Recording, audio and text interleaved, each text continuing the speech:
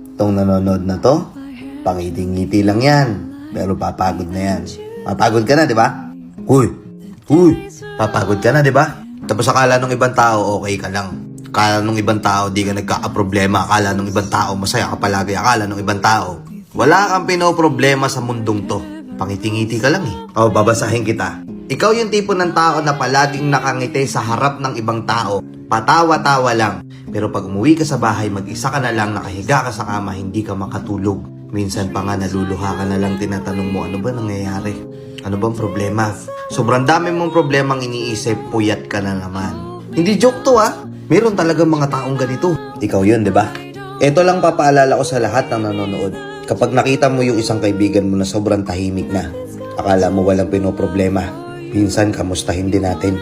Baka deep inside ayaw niya lang sabihin pero may mabigat na pala na dinadala.